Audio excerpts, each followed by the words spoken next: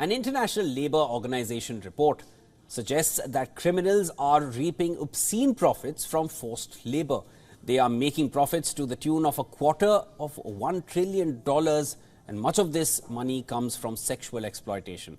As per the report, sex traffickers are making an average $21,000 a year from each of their victims. This money does not go to the victims or their families. The report terms sexual exploitation the most lucrative form of sexual labor, and while only 27% of people subjected to forced labor were sexually exploited, the profits account for 73% of the global figure.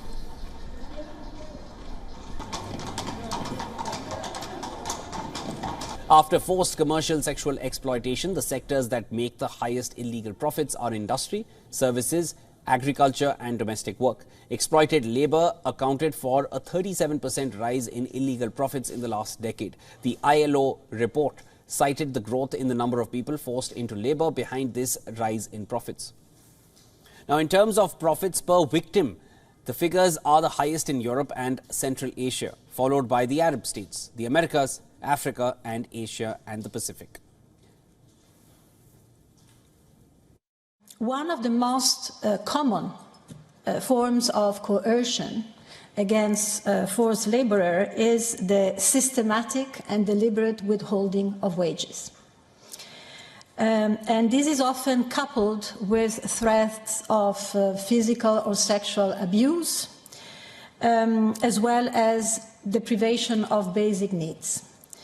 It is really a vicious cycle that leaves those trapped in forced labor in despair and misery. But the consequences of forced labor transcend the direct victims of forced labor.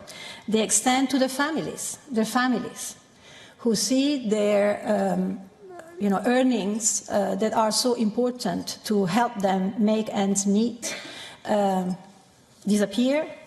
This is particularly the case for migrant workers who are unable to send remittances back home.